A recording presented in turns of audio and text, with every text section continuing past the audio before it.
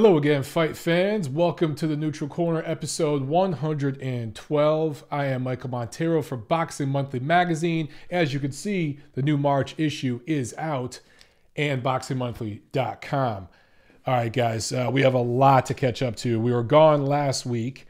We have a couple of interviews posted up on the channel. Interview with Sergey Kovalev and Dmitry Bivol, and a ringside recap from the Superfly2 card. All that's on the channel, so go check it out.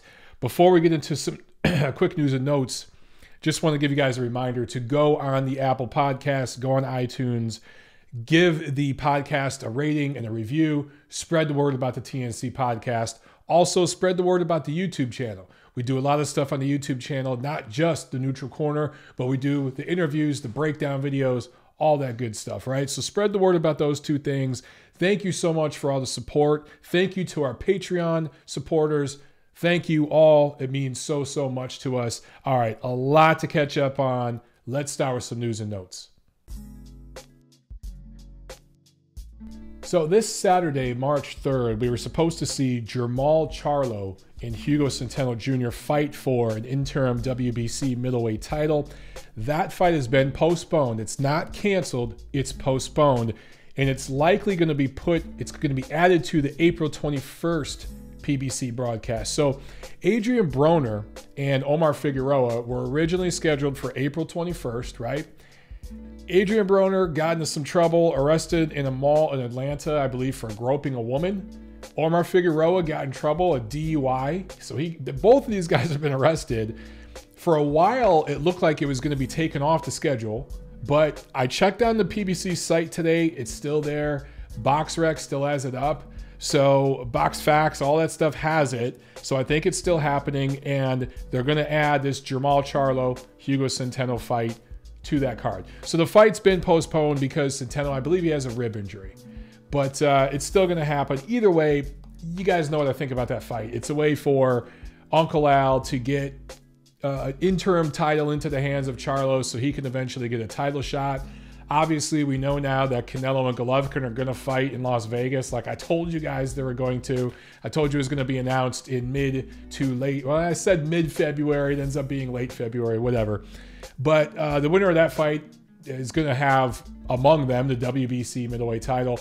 Depending on how that plays out, and if they want to have a rubber match, fight a third time later this year, maybe that title gets stripped. Maybe Charlo ends up with this WBC middleweight title. I don't know. We'll see. Also, one fight, big buzzkill here. Jorge Linares and Vasil-Lomachenko. That fight is dead. They were talking about doing that fight May 12th. It is off. And a lot of people are asking, who is to blame? Now, look, all sides carry blame here. For the record, Jorge Linares, Vasil-Lomachenko, their two teams wanted the damn fight. Both fighters are willing to do it. It's up to the promoters. And here's the deal with Bob Arum, Top Rank, and their deal with ESPN. They have dates scheduled out throughout the rest of the year. This has all been pre-negotiated. It's all scheduled out. Some of the dates are literally just Top Rank on ESPN, TBA. We don't know yet who's going to fight, or where they're going to fight. We don't know any of that. But for May 12th, they've been talking about it for a while now. Top Rank has. May 12th, Vasil-Lomachenko moving up to lightweight, fighting on ESPN May 12th. That's it. Now, obviously, that is 1 week after the Canelo-Golovkin rematch. And what happens after a pay-per-view fight on HBO? A week later, they show the replay. So that's where we're going to get May 12th on HBO. So we're going to get, regardless, we're going to have two cards the same night going head-to-head. For Top Rank, it's going to be on ESPN, headlined with Vasil-Lomachenko versus, at least it's been TBA. I'm going to tell you who it's going to be in a minute here. But on the other side of the street, on HBO, it's going to be the Canelo-Golovkin replay. And then I'm sure Golden Boy Promotions will put up some sort of co-feature or something like that in a different card in a different city that they'll add to the broadcast. Okay. Here's where it gets fuzzy, okay? Golden Boy Promotions, who promotes Jorge Linares, did not like the idea of having a Golden Boy Promotions fighter on ESPN the same night the Canelo-Golovkin replay is on HBO. And in theory, I understand that. They don't understand why Bob Arum just can't change the date. Well, they know damn well why Bob Arum can't change the date, because they're in this business too. And they understand that there are very few dates on these networks. And this stuff is scheduled months in advance. At least the dates are with the promoter. Sometimes you're given like a series of dates. Sometimes it's like, okay, we have this date in April, in May, and June. Pick one, right? That happens more in the premium networks. On regular cable, they like to get this stuff scheduled out way in advance because they have all sorts of programming and you're going up against tons of sports, right? So in theory, I understand Golden Boy's dilemma. I understand Top Rank's dilemma, but I'm putting more of the blame of this on Golden Boy, and I'll tell you why. Nobody gives a damn about the Canelo Golovkin replay. People are going to watch it, but let's be honest, guys. A lot of you are going to stream that fight. You're going to find an illegal stream. You're not going to buy the pay-per-view. And even those of you who do, whether you watch it or not live, you're going to watch a replay on YouTube hours after the fight. People are going to post it. And yeah, the promoter will go out and find those and they'll take it down. They have filters to catch all that stuff, the copyright and all that, HBO. They'll take all that down, but people will keep posting it. It'll be posted in Russian and Spanish in Lithuanian in a million different languages. It's going to be in Swahili on YouTube. And you guys will watch that fight 2 or 3 times before it's replayed May 12th. So who gives a shit? This is a real cross-promotional opportunity for Golden Boy, who really isn't doing a whole lot for all their other fighters right now. To me, from what I see, they're going all in 100% on Canelo. And I get it, that makes them a lot of money right now, but they need to start servicing their fans and their other fighters better.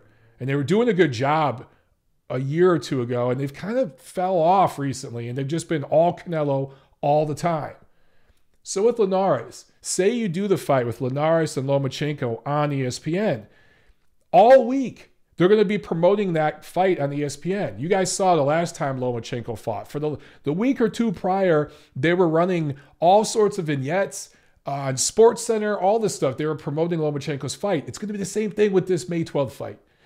You could have Linares on there, and as part of the cross-promotion, you could say, by the way, also May 12th. On HBO, we're doing the replay of Canelo Golovkin, who just had the rematch last week in Las Vegas. So boom, ESPN is in tens of millions more homes than HBO. And more than that, it is in every bar, every airport, every bus station in America, right? It's in restaurants and stuff. HBO is not. HBO is in very few bars, very few restaurants. It's not at any airport or bus station. So you have a massive promotional opportunity if you're Golden Boy for your fighter Jorge Linares, who's been traveling the world fighting for you for a while now and deserves it. And you missed out on this opportunity. Was Linares going to get tuned up and beat by Lomachenko? Yes. But this was a huge cross-promotional opportunity for them that I think they're missing out on. For Lomachenko and Top Rank, they have their fight anyway. They had a plan B. That's why they're not sweating any of this. And I'll talk more about that later in this episode. Okay, that's it with news and notes. Guys, we have 2 weeks worth of fights to review. A lot of stuff to talk about, so let's get right into it.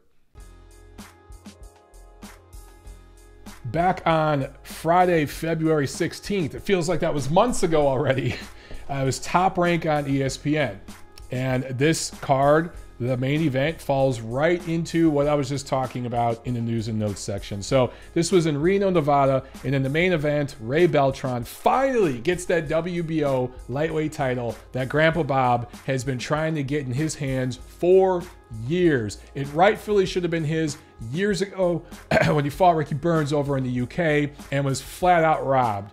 But he screwed up 2 other chances by messing around, performance enhancing drugs, and all kinds of other stuff. He ran into Terrence Crawford on one occasion, and there's no shame in losing to him. But anyway, here on his 4th try, he wins a unanimous decision over Paulos Moses, wins the vacant WBO lightweight title. The scores were 116-112, 117-111 twice. Those scores were a bit too wide in my opinion. This was a 115-113 win for Beltran in my opinion. But Moses, because of the political backing here in this fight, was going to have to knock out Beltran to get the win, in my opinion, or win 9 or 10 rounds on the cards. He was not going to get the damn decision.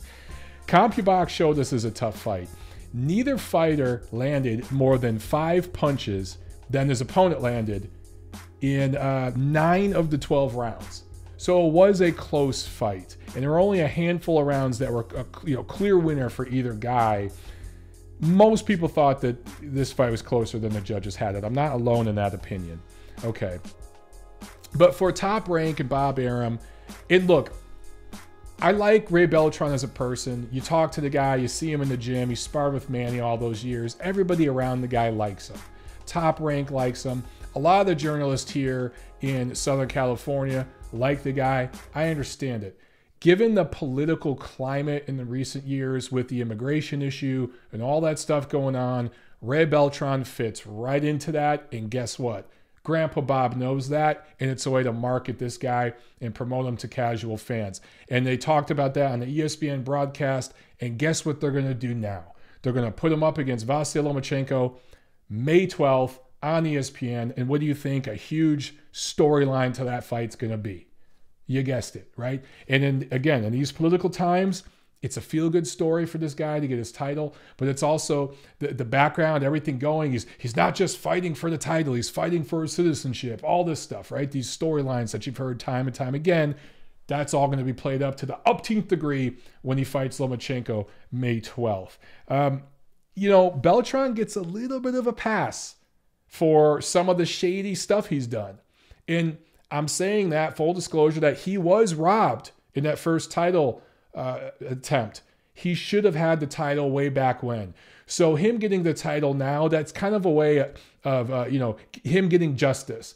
But all this stuff that he's kind of pulled, I do think it's hypocritical that a lot of the media here in the Los Angeles area, Southern California area, just seems to give this dude a pass when they ream some other fighters who have the cloud of PEDs over their head. All right. This guy, Beltran, he did have a suspension. He served it. He's been tested. He's been clean. Barely gets out of this fight with the title. And of course, I favor Lomachenko big time against him May 12th. Beltran's going to get his cash out. He's going to get that big, big payday, that title defense. And he's earned it. He's worked hard. I get it, right? His family, they're going to be in a much better situation. They're going to be set. For Lomachenko, he's going to now say that he has the WBO titles at 126, 130, and now he's going to get it at 135. So all that works out for Top Rank. Here's what I hope. I hope that later this year, Jorge Linares and Vasyl-Lomachenko can fight. Because if and when Lomachenko beats Beltran, he's going to be the number 2 ranked fighter at lightweight. Would you rate Robert Easter above him? No. Mikey Garcia is not a lightweight. He's a non-factor, right? So number 1 by default is Linares. And I know he has the ring title, but I don't particularly agree with him having the ring title. I get it, but I don't really consider him the lineal lightweight champion, the man in the division. I just don't. But he's the number 1.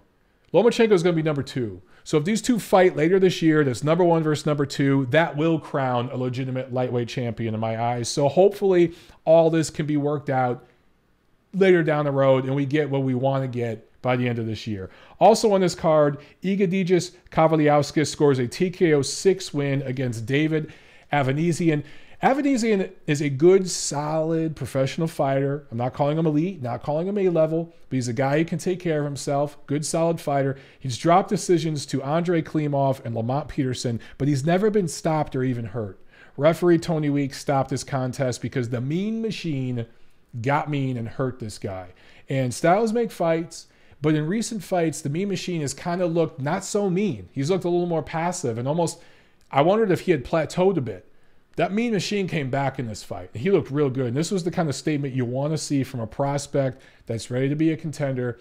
And I think it won't be long before the Mean Machine is ready for a title in that wide open division. Also on this card, prospect Shakur Stevenson, who's a featherweight, and Robson Conciel, who's a lightweight from Brazil, both won by decision. Not really sold on either guy, especially Stevenson.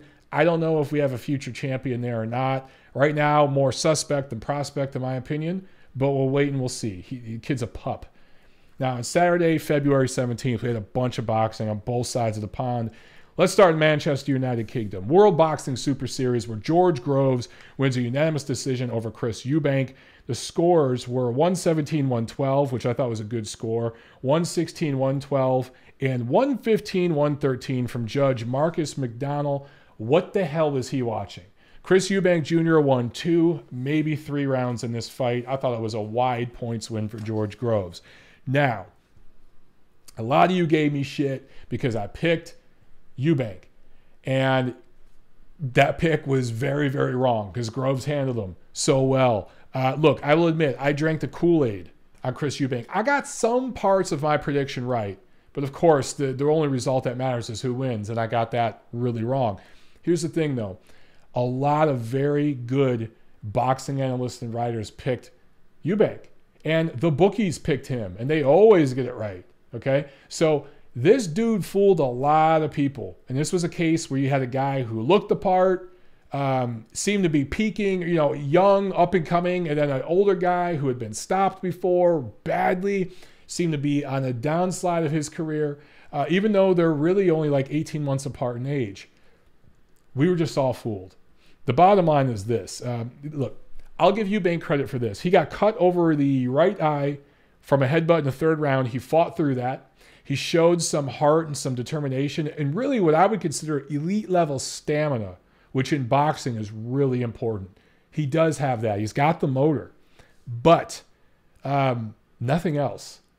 Nothing else. And the way this guy trains, look, I saw the post on Instagram where he has that stupid machine that it looks like a psychedelic futuristic drum machine from the I don't know, the year 3052, where there's like 8 different pads and he punches the shit out of it for 30 seconds. And he posted on Instagram. I saw all that stuff and I thought, he's doing this for the chicks. They love it. Their panties get all soaked when they see that stuff. And he's just having fun. But behind the scenes, this dude's working on his craft. And he's learning his lesson from what happened against Billy Joe Saunders all the years back. And he's going in the ring and he's screwing around because he's fighting such weak opposition. He's pulling a Deontay Wilder and fighting down to the level of his opposition. But they're really working on stuff because his dad was a professional fighter and a damn successful one. So he knows better and he's teaching his son. These are the things I thought in my head. Boy, was I wrong. Chris Eubank Jr. is delusional and his father's delusional too. And you could tell this dude grew up coddled, being told how special and different he is everywhere he goes, and he still believes it, even after this loss, where quite frankly, George Groves didn't look great. On this night, David Benavidez, and especially Gilberto Ramirez, not only beat him, but stop him. Jose Uzcategui would have given George Groves a good push and possibly beat him on that night. I didn't see anything special from George Groves.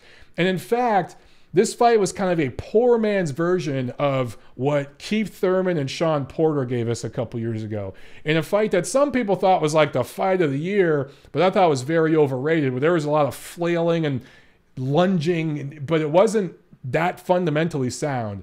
That's kind of what we saw in this fight, especially from Eubank. All Groves did was employ boxing 101 fundamentals, and that was enough to beat Eubank, who is so crude and fundamentally flawed. There are 15-year-old kids in my gym where I train that have better boxing skills than Eubank, and they're amateurs. They haven't even, they're still junior amateurs and stuff.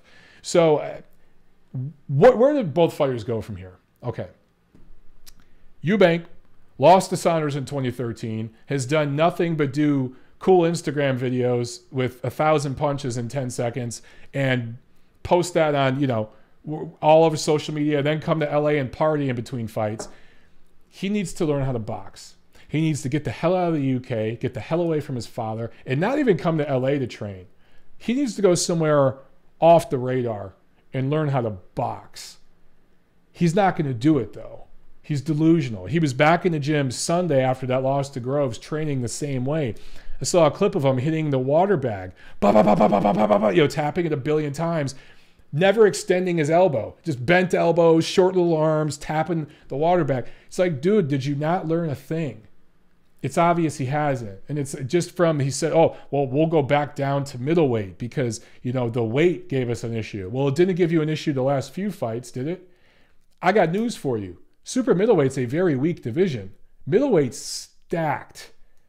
There are probably, I think there are probably 10 middleweights I would favor to beat Chris Eubank right now. Maybe more than 10.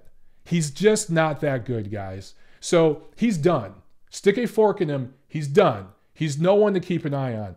Now for Groves, who hurt his left shoulder, it's possible that the World Boxing Super Series is scheduled between him and Calum Smith. I'll talk about Calum Smith later in this episode. At O2 Arena in June. Now, will Groves be healthy enough by June? I don't know. At the time I'm filming this, I don't have any word. I'm assuming not. So I hope the World Boxing Super Series does the right thing and delays that fight. Even if it needs to be delayed 2-3 months, delay the damn fight.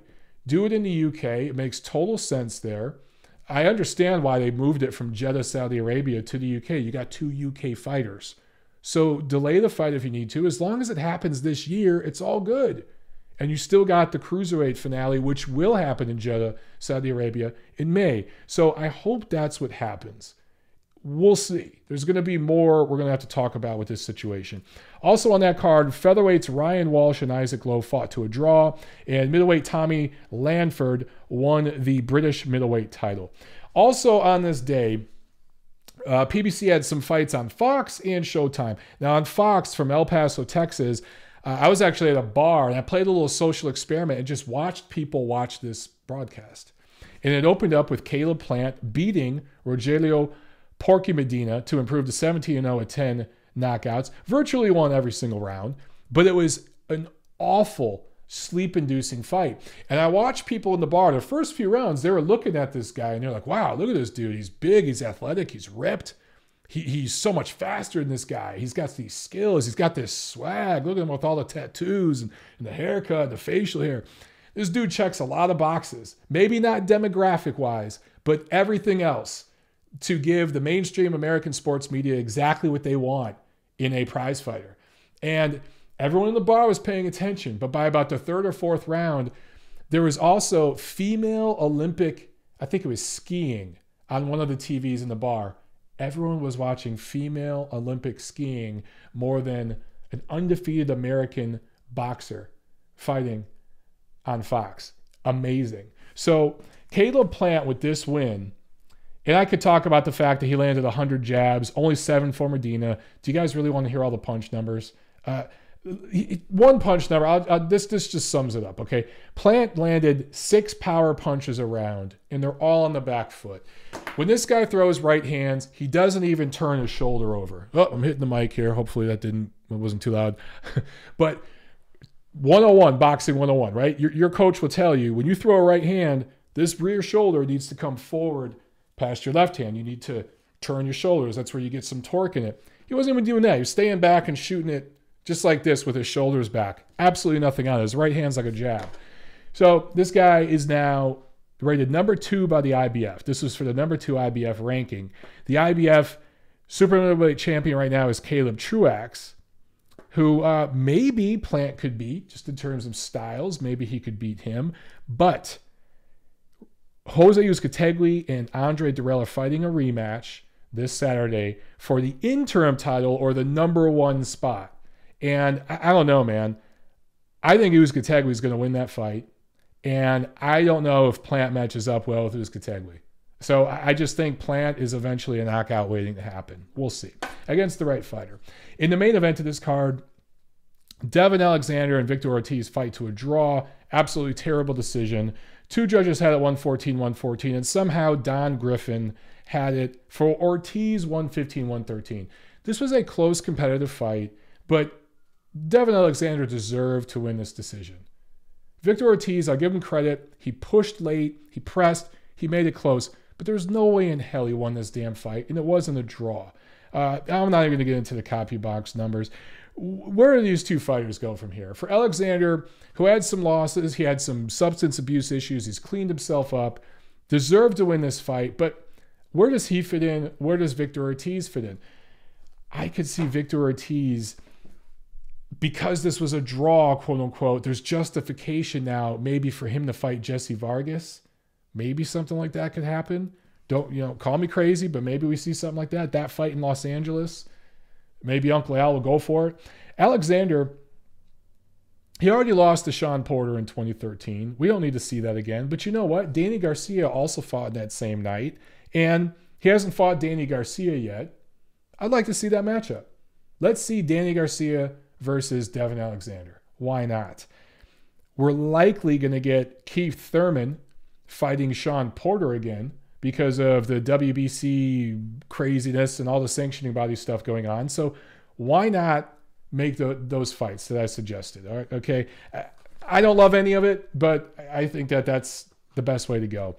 PBC on Showtime, Mandalay Bay in Las Vegas. Danny Garcia scores a TKO 9 win over Brandon Rios. Somehow this was a WBC eliminator fight, even though Sean Porter's last fight was for the WBC silver title. Porter got a little nasty and talked a bunch of stuff, a bunch of trash talk after this fight, I think to Thurman, because I think this dude, he's tried to play the nice guy role, but he gets screwed over. He gets passed over all the time. And now he's trying to be mean, I guess, to try to get the fights.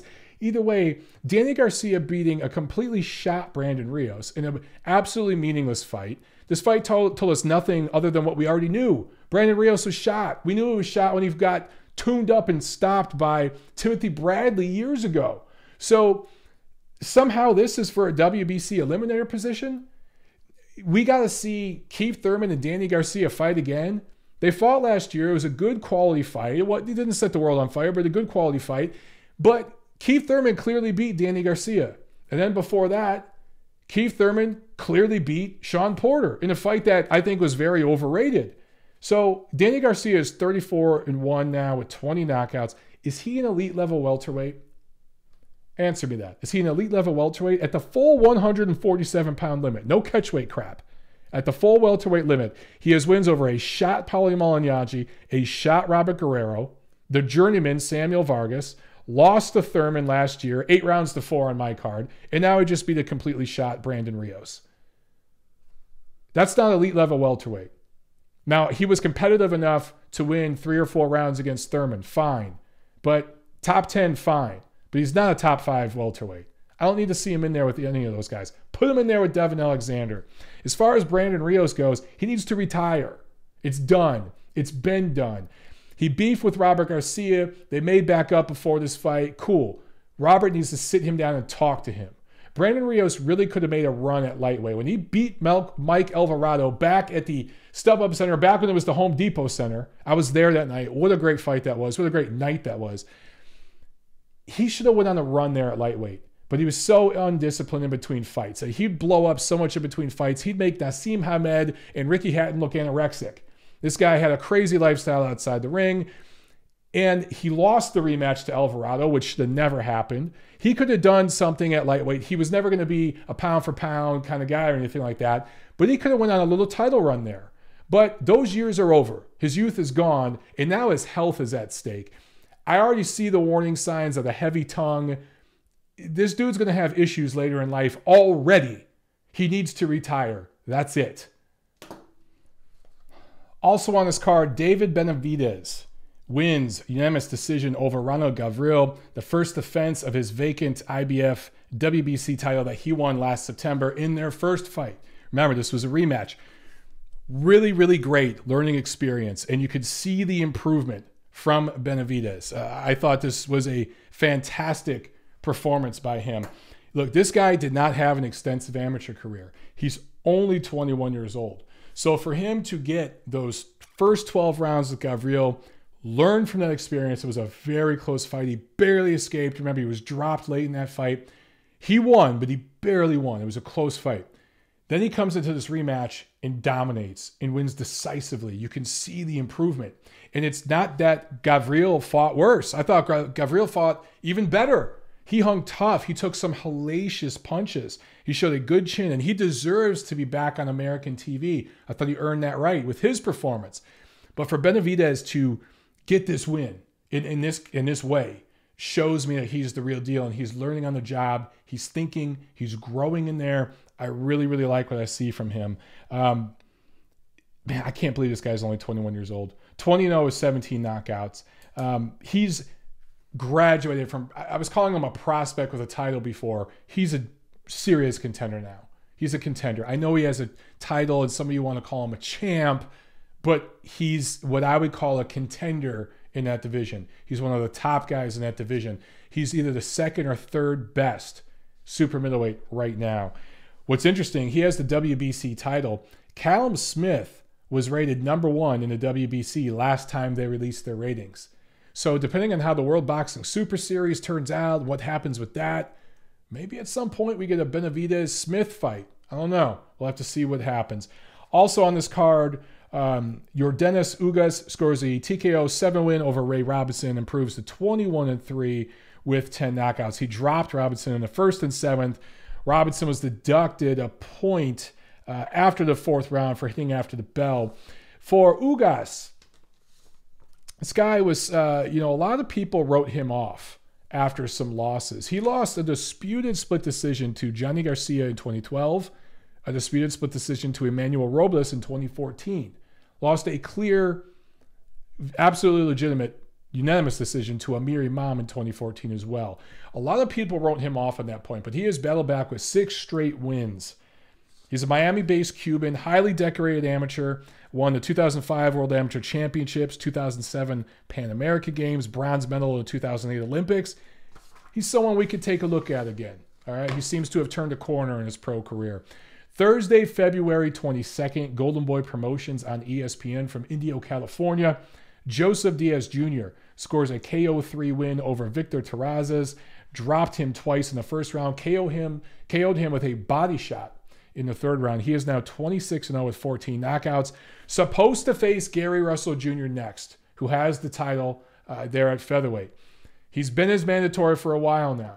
I don't know what Team Russell's doing. When that fight was first being discussed, I favored Russell big time just because of the difference in athleticism and speed. However, Russell's been so damn inactive and has been fighting stiffs since his decisive loss to Vasyl-Lomachenko. And by the way, no shame in that, right? No shame in that. But Diaz seems to be improving with each fight. And, find a video on my channel where we went to the gym and watched him and his dad work out. The things that they're working on, sitting down on his power more. He's never going to have the one-hitter quitter, right? The huge knockout punch. But he is sitting down on his shots a bit more and fighting more as a pro. And I'm starting to lean toward Diaz in that matchup. Why not make that fight on the Canelo-Golovkin 2 card? Makes perfect sense to put on that card, man. Also on this card, Wilder-Ortiz, who is an undefeated prospect from Texas at 140 pounds, improves to 9-0 with 9 knockouts with a TKO 3 win. Last Saturday, February 24th, a bunch of stuff, bunch of cards. Let's start in Germany, in Nuremberg, where Calum Smith wins a unanimous decision over a fighter from Netherlands, Nieki Holtzkin. I hope I'm saying that right. This guy was a former kickboxing champion. Had fought nobody in boxing, though. Came into this fight 13-0 as a boxer, but had fought absolutely nobody. Jürgen Brähmer had to pull out. He pulled out at the last second, the week of the fight. He said he had a bad flu.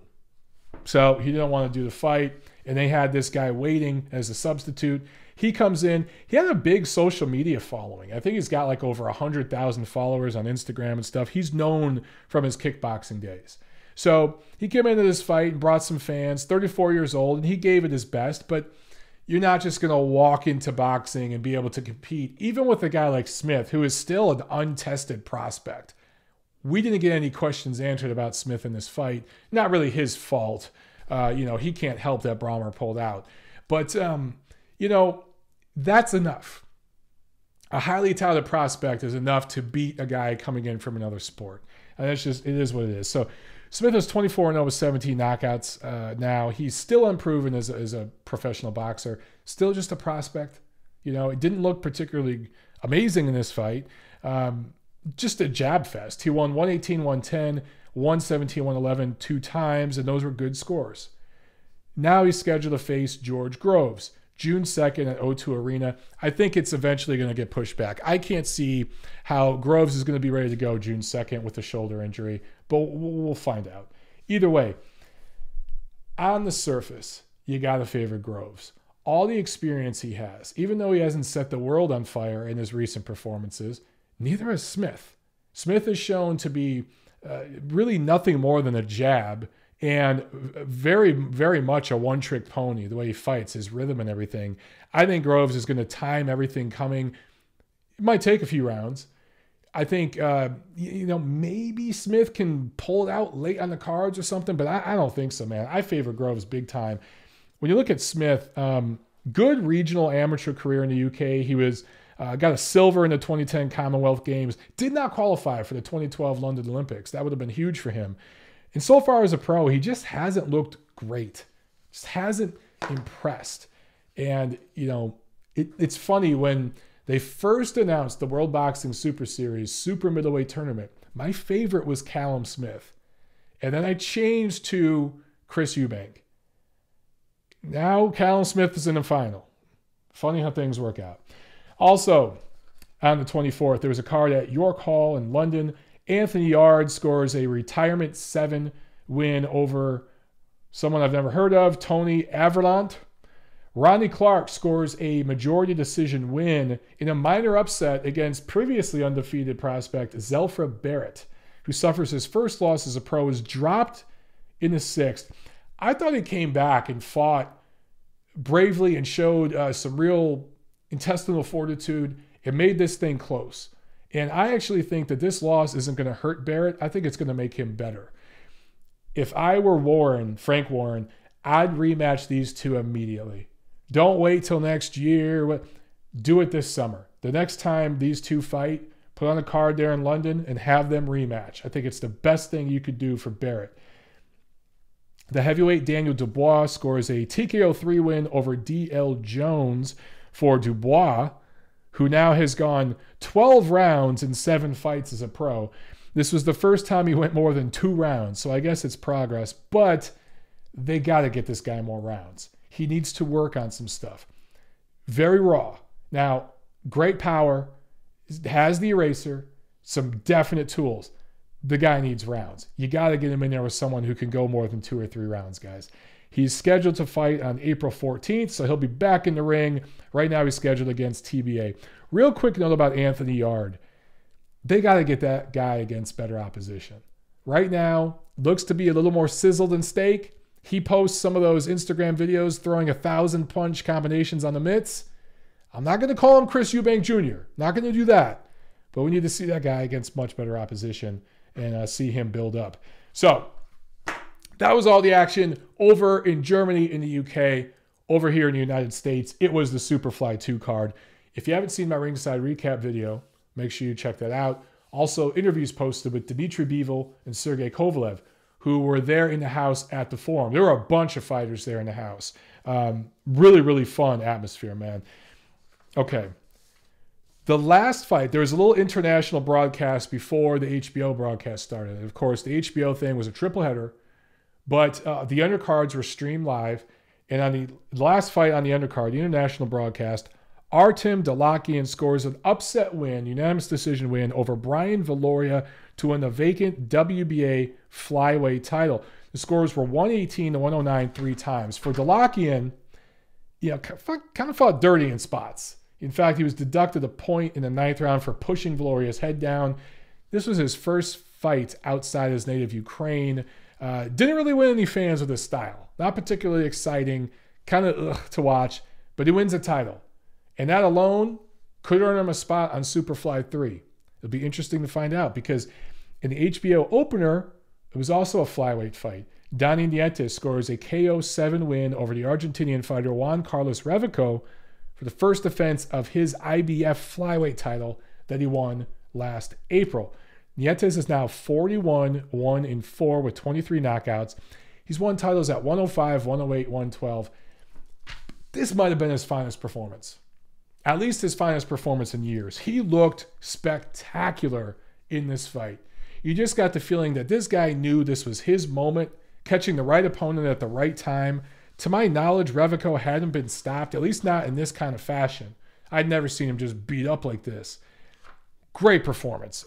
This was Nietes's first legit KO since Moises Fuentes back in 2014. So, on the Superfly 3 card, Nietes, Delakian. Why not some flyweight unification? If not that, how about against Daigo Higa from Japan? Daigo Higa, he has one of the other flyweight titles. He was there in the forum that night. He would absolutely be down with fighting Nietes. Superfly 3, if we get Donnie Nietes against Daigo Higa, who has a great action-friendly style, fan-friendly style, I'd love to see that matchup. But even if he's in there against Delakian, either way we get unification in the flyweight division, sign me up. Now, in the co-main, McWilliams Arroyo, the Puerto Rican fighter who I told you guys can box. The McWilliams brothers, or I'm sorry, the Arroyo brothers can box. Very underappreciated fighters. Scores a unanimous decision win over Carlos Cuadras to win a vacant WBC silver super flyweight title, which is basically winning the mandatory position. And according to the WBC, this was a eliminator fight. The winner of this fight is supposed to fight the winner of the main event next. We'll see if they own up to that. I have a sneaking suspicion they won't. For Arroyo, he technically has 3 losses, right? His first loss was in a 4-rounder, unanimous decision in a 4-rounder, in his 4th pro fight. So that doesn't matter. Then he was robbed against Amnat Roeng in Thailand. Roeng is a Thai fighter. He lost by split decision. He should have won that fight. He won it. I've seen that fight a couple times. He won that fight. Should have had a title there and should have carried that title into the ring against Roman Gonzalez when he fought him back on April 2016, also there at the Forum. When he was competitive but lost wide on the cards to Chocolatito. No shame there, right? No shame there. He hadn't fought since that April 2016 loss to Chocolatito. So almost 2 years out of the ring. Now he's had some promotional issues, some fights falling through and stuff. Of course, there was the storms down in Puerto Rico, all the trouble down there. He really had that island on his back. And I thought that he turned in a performance of his career. Great, great win for him. And I really hope he gets a crack at the winner of the main event. Speaking of which, Wisaksil Wangek or Srisaket Suarungvisai, whichever you prefer, scores a unanimous decision win over, a majority decision win over Juan Francisco Estrada, the second defense of his WBC super flyweight title that he won off Chocolatito last year. So Judge Dave Moretti had it 114-114, a draw. I didn't particularly agree with that card. Kathy Leonard had it 115-113 for Rungvisai. That's exactly how I scored it. I think that was the fairest card. And somehow Steve Morrow had it 117-111 for Rungvisai. Absolutely horrible scorecard. And in a fight like this, which it was close, was competitive, it was very nuanced. There's some high-level craft going on in there with both guys, just in different ways, different styles. You should not have a card this wide. You should not have a 9 rounds to 3 card like this in a fight like this. So I think the California State Athletic Commission needs to sit down with Steve Morrow, watch the fight with him, and find out how he got to that card. This isn't a judge that's known for having really bad cards, so this isn't an Adelaide Bird situation, okay? But I don't quite understand how he got to that scorecard. And some of you have suggested corruption and blah. Absolutely ridiculous. Makes no sense. This was Juan Francisco Estrada, a Mexican fighter, fighting in Los Angeles in front of a predominantly Mexican-American crowd. They were booing Rungvisai the entire fight, even after the fight, which I thought was classless and disgusting. But everything Estrada did, they were cheering for. So if there was going to be any crazy wackiness on the cards, you figure it would go Estrada's way. I just think this was a bad scorecard from a judge who should have been educated enough to have seen how close this fight was. So the absolute most I could see somebody giving Rungvisai is 8 rounds. And that's giving him every benefit of every doubt. The absolute most I could see anybody giving Estrada is 6 rounds. And that's giving him every benefit of every doubt. This was a clear close competitive win for Rungvisai. And that's how it should have been scored. I tweeted about this. I thought Estrada found something late in that fight. He's a slow starter. He's a counterpuncher by nature. He was watching a lot in the early rounds. I think he was very surprised by Rungvisai's strength and underrated skill. But the strength and power physically bothered him. Rungvisai moved and pushed and mauled him all night long. But in the last few rounds, he made some adjustments and he found something. And I'm telling you right now, if these two do a rematch, and it looks like they might, that might be what's going to come up on Superfly 3. Tom Loeffler's already talking about it in the WBC. You know, they change the rules whenever the hell they feel like it. So don't be surprised if Superfly 3 is headlined by a rematch between these two. If Estrada can start that fight the way he ended this fight, he's going to win that rematch. Mark my words. And then we're going to get a rubber match. By the way, outstanding 12th round. That will probably end up being the round of the year. The 12th round of this fight was outstanding. As it stands right now, at 115 pounds, I told you the situation with Rungvisai, the WBC, and the Royal. But outside of that, Naoya Inoue has the WBO title, but he's moving up to 118 pounds. He's likely going to fight Jamie McDonnell for his title. McDonnell, the UK fighter, is probably going to travel to Japan for that fight. Imagine that. A UK fighter going to Japan.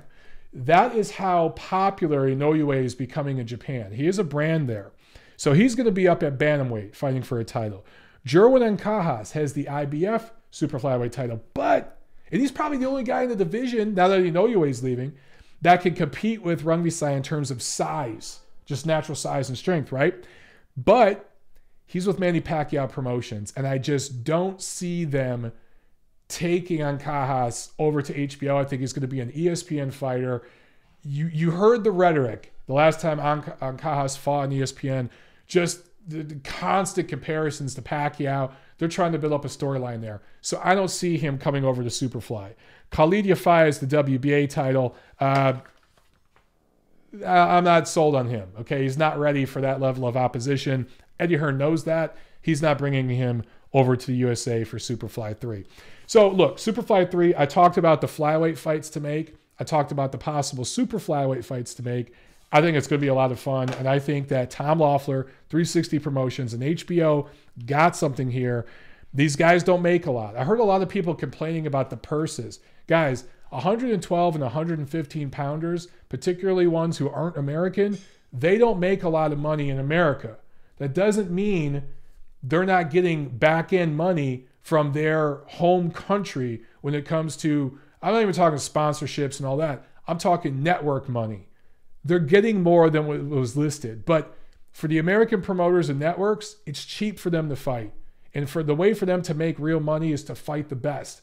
So we got something here with this Superfly series. Okay, that's it with all the fights that took place over the last couple weeks. Let's preview what's coming up this week. This Wednesday, February 28th in Tokyo, Japan, Daniel Roman is fighting Ryo Matsumoto for the first defense of his WBA Super Bantamweight title. Now, he won this title last September in Kyoto, Japan against Shun Kubo. And remember, I was part of that broadcast, right, with Thompson Boxing Promotions. And I remember asking Alex Campanovo, who's part of that team, would you guys go back to Japan? Because a lot of the titles in that division are over in Japan. He said, hell yeah, if the money's right, we're going to go back over there. Guess what they're doing? They're going right back over there. So he's going to go over there and defend this title. The very next day, Thursday, March 1st, there's another card in Tokyo, Japan. And on that card, Ryosuke Iwasa, Japanese fighter who has the IBF title at 122 pounds, is defending it against Filipino fighter Ernesto Soulong. Iwasa has 2 losses in his career. He's a good quality fighter. His only losses are to Shinsuke Yamanaka in 2011 and Lee Haskins in 2015. For Soulong, the Filipino fighter, this will be his first fight in Japan. I like Iwasa to win that fight.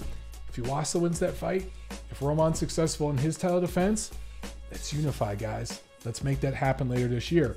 The headliner of that card, though, Thursday, March 1st in Tokyo. Lewis, Nery, Shinsuke, Yamanaka doing a rematch. Now remember, these two fought back last August. Nery won. He beat Yamanaka to win the WBC bantamweight title. But he also failed a drug test administered by VADA through the Clean Boxing Program, which is the WBC's program. He tested positive for a substance called zilpaterol, which has been compared to clenbuterol in that it has been found in contaminated beef in Mexico and other countries. And there are multiple athletes that have had issues with this drug and contaminated meat when it pertains to drug testing. So the WBC determined they could not say whether it was, purposeful PED use or contaminated meat. But given the instances of contaminated meat where this has happened in the past, they said, okay, we're going to not strip you of the title, but we're going to mandate an immediate rematch. So here we are. Now, Nery's 23 years old, 25-0, 19 knockouts, Mexican fighter. This will be only his second fight outside Mexico. The first one was the first fight against Yamanaka, who's 35 years old, been around forever, been one of the top bantamweights of the last generation. His first pro loss was against Nery. And you know what? He's going to lose again. I think Nery's going to defend this title. Now, Saturday, bunch of fights all over the world. Saturday, March 3rd. Let's start in Puerto Rico, of all places. I hate this fight. Guaynabo, Puerto Rico. Juan Manuel Lopez. Remember him? Yeah, still fighting. I don't like it either. Been stopped 5 times. Been violently stopped a couple times. 5-5 since 2011. Had lost 3 of his last 4 over 2013 and 2014 before coming back in 2016 and beating Wilfredo Vasquez, October 2016. It was 2 Puerto Rican fighting, and he won that fight. Hasn't fought since, I believe. Fighting another Puerto Rican now, Jason Velez, Battle of Puerto Rico. Velez, a younger guy, started his career 23-0 with 1 draw before losing 4 straight, although 2 of them were controversial in 25 and 2016. He went 2-0 last year against weak opposition. What is the meaning of this fight other than to entertain the Puerto Rican fans and have a Puerto Rican grudge match? Not much. I just hope Juanma Lopez doesn't get hurt, okay?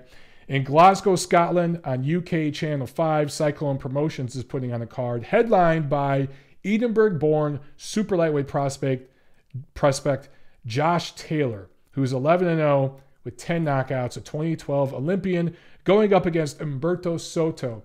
This kid is really showing something as a prospect. Remember, last year he fought O'Hara Davies. That was kind of a battle of prospects, right? To find out who was a prospect, who was suspect. Well, we found out Davies is suspect, and Taylor is definitely a prospect to look at. Then he fights the veteran Miguel Vasquez, beats him.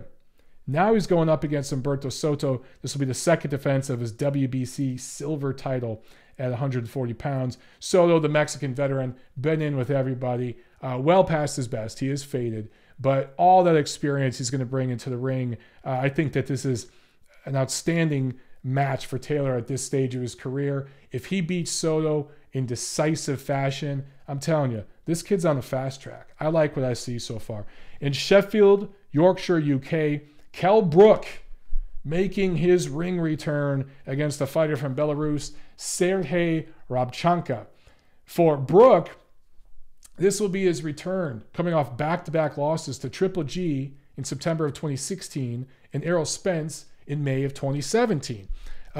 In both those fights, he broke a different side of his face. So basically his entire face, the cheekbones, have been reconstructed. Hopefully they'll hold up.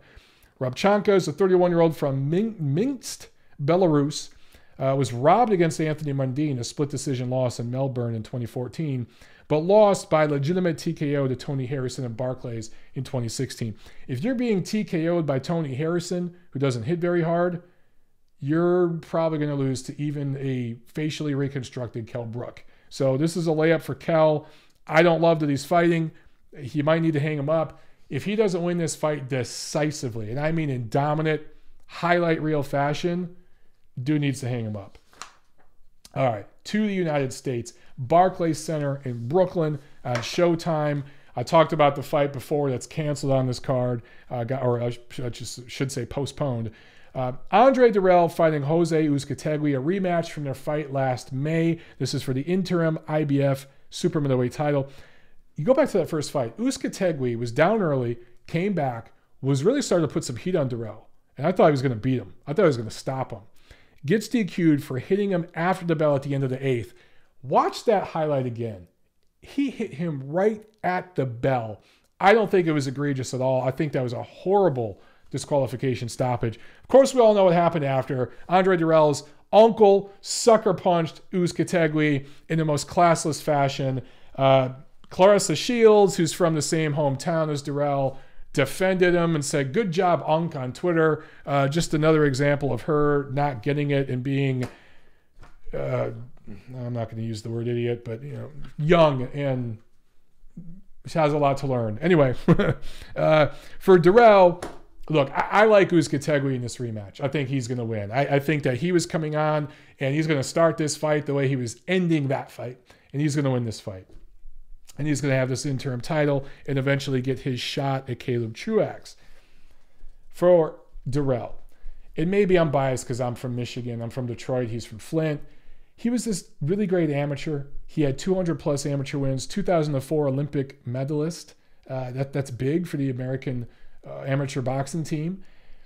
I think he was one of the biggest disappointments of American boxing in the last generation.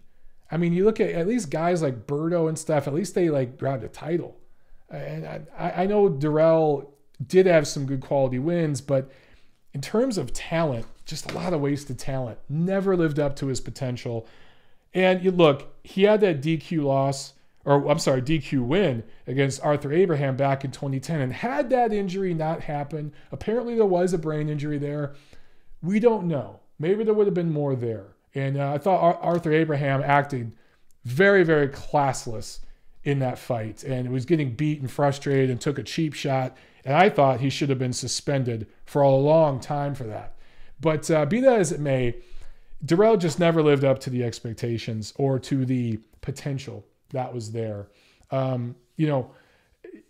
Even Adrian Broner, who I think didn't have the potential and talent that Dirrell had, accomplished more, you could argue. Actually, it's not even really an argument. So, that's just what I see right there in that fight. Uzcategui gets that win and marches on. And for Dirrell, it's time to hang him up. That's it. Now, in the main event, the fight that a lot of people are excited about, and this is one of the bigger heavyweight fights to take place in America in a while. Deontay Wilder going up against Luis Ortiz. 39-0 with 38 knockouts, going up against 28-0 with 24 knockouts. But when you look at those records, honestly, guys, they look really impressive, but you start looking at who they fought, when they fought them. I don't know. A lot of people are talking about Deontay Wilder's resume and that he hasn't fought anybody good and nobody elite. But no one's talking about Ortiz. Look at his damn resume. He hasn't fought anybody elite. Both these guys had their best professional win in 2015. For Wilder, it was that first fight with Berman Stavern in early 2015 when he won that WBC title, right? For Ortiz, it was against Bryant Jennings in late 2015. So now we get into, well, what's the better win, right? And I think you could make an argument, you really could, that Jennings may have been better than Stavern. I don't know. I'm not saying that. I'm not saying it for sure. I'm just saying you could make the argument that head-to-head, Jennings might beat Stavern. But on paper, Stavern did have a title and was more tested than Jennings. I don't know, man. But either way, neither of these guys has fought a murderer's row. The difference is Wilder gets reamed on social media. And deservingly so. He's completely delusional. He blames everybody but himself and his promotional team for his lack of star power, his lack of fandom. He blames race and race baits. And guys, if you saw the results of the last presidential election, people are over the race baiting stuff, okay? There's a quarter of the country that loves that stuff, loves it. Everyone else is over it. And so for Deontay Wilder to go that route, that ain't helping him. And then, you know, recently he said he's more proven than Ali. He's trolling. He said he'd knock out Mike Tyson. He's trolling. I get it. He's trying to get attention. He knows those things aren't true. Maybe maybe he would knock out Mike Tyson, but I'm not saying he would. I'm saying maybe. But to put himself in the same sentence as Muhammad Ali, that's just blasphemous, man. So he's trying to promote himself. I get that. As much crap as he gets, Luis Ortiz doesn't get the same crap. Now, he's been avoided. I get that. And, you know, it's not as if he's American and brash and he can get fights lined up for him just through talking. I get it. He has been avoided. But people are acting like this guy is this proven elite level heavyweight. He's not. Passes the eye test. Skill-wise, yeah. Amateur career, yeah. Although he didn't medal in the Olympics, he didn't medal in big international global tournaments, guys. So he's got skills. There's a lot to like, but look at the resume. Regardless of whose fault it is, he's not proven himself as a top 5 heavyweight. You could go both ways with this. You could make the argument that Deontay Wilder is the more proven heavyweight as a pro.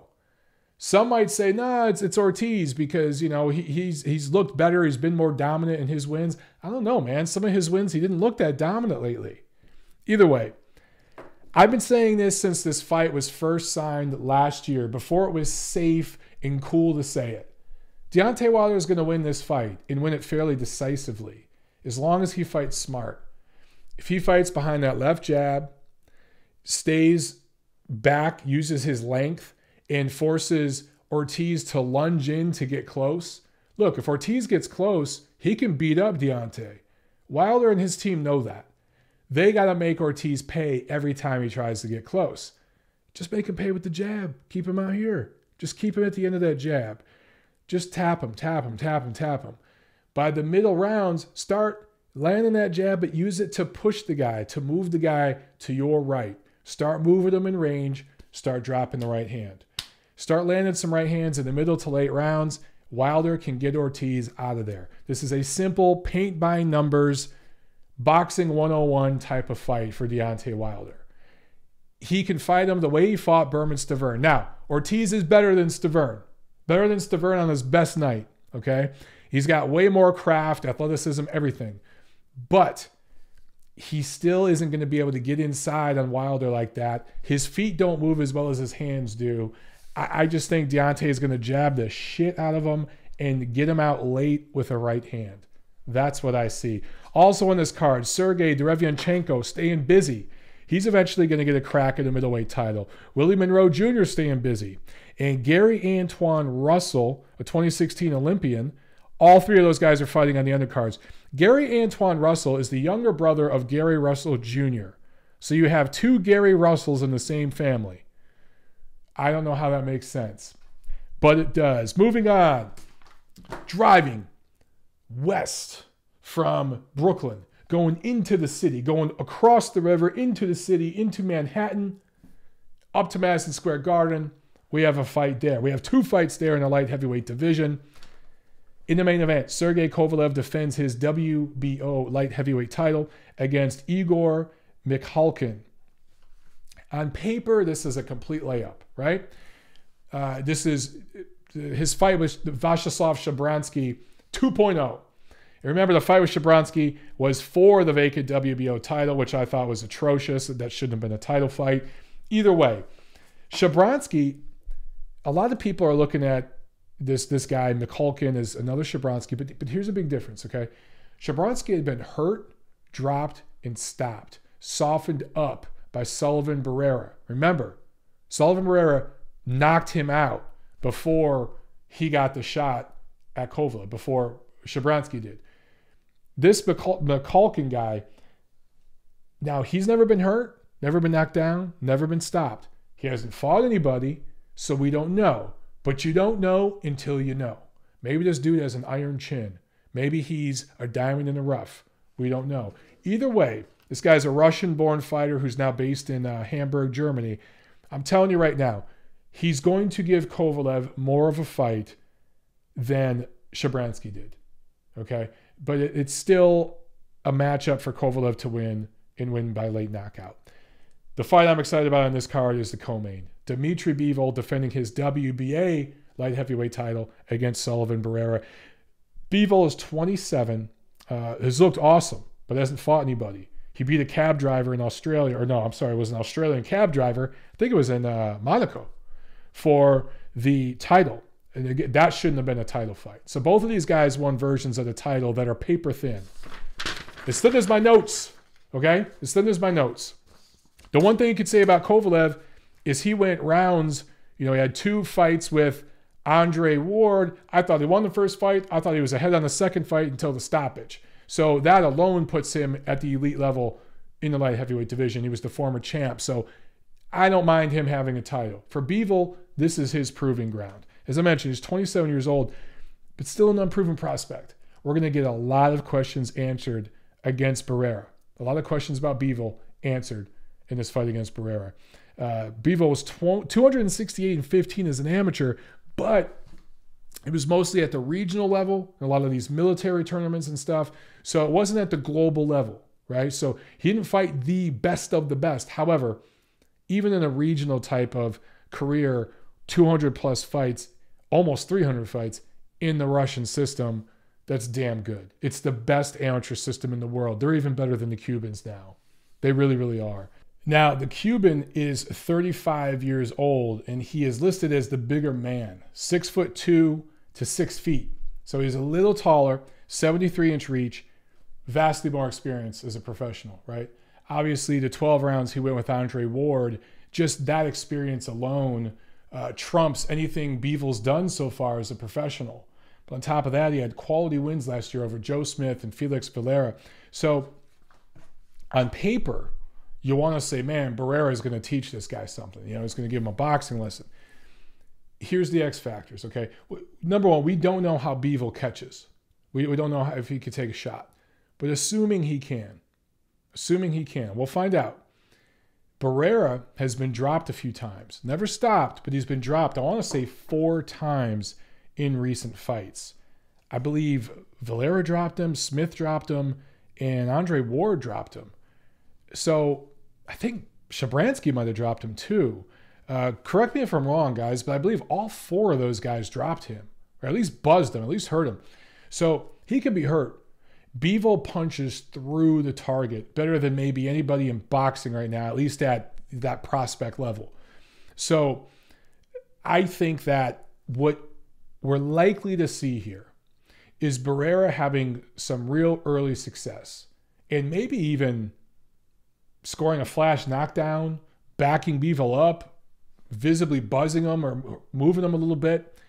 I'm not saying that's what's going to happen, but it's possible, right? And I think Bivol's going to have to show us something, some real mental toughness, some heart. And I think he's going to do that. He's going to face a little adversity. He's going to be forced with something to think about. He's going to be in there with somebody who can punch back. After 4, 5, 6 rounds, though, he's going to start to hit the target. And his relentless pressure and strength and underrated athleticism is going to start to play a role. And I think he's going to stop Sullivan-Barrera late in this fight and make a big statement. And as I mentioned before, I think I mentioned in this episode, I interviewed both these guys, Sergey Kovalev and Dmitry Bivol. Check out those interviews on the channel. Both guys said, and their teams were there too, their management, they weren't on camera, they were off camera, but I talked to them off camera. They both would be willing to fight each other next. If they're both successful, we could very well see a Kovalev-Bivol fight later this year. And at the time that happens, that's likely the number 1 and number 2 guys at light heavyweight. So we could have a new light heavyweight champion by the end of this year. How amazing would that be? And for the record, both guys said they'd love to do a tournament like the World Boxing Super Series if in 2019 there was a light heavyweight version. They both said they'd be willing to do it. Of course, promotional issues, network issues could get in the way of that. We'll see. Also, Tuesday, March 6th, there's a card in Chonburi, Thailand. Tamanun Niyamtrong defends his WBA minimum weight title against Filipino fighter Toto Landero. For Niamtrong, he has the best nickname in boxing. I've talked about this before. Knockout CP Freshmart. I think those CP Freshmarts are like, I don't know, what would you compare it to here in the USA? I guess like a 7-Eleven. And so he puts knockout in front of that. Knockout CP Freshmart. I love that freaking nickname. So that is a fight happening Tuesday from Thailand. Guys, that's it for this week, man. Loaded freaking episode. So we got a lot going on. TNC, of course, back next week. Guys, spread the word about the podcast. Please, please, please. I know I'm going to beat it until it's dead in the ground. Apple Podcast. Leave a rating. Leave a review. And check out the videos that I posted this weekend from the Superfly show. I'll see you at the fights.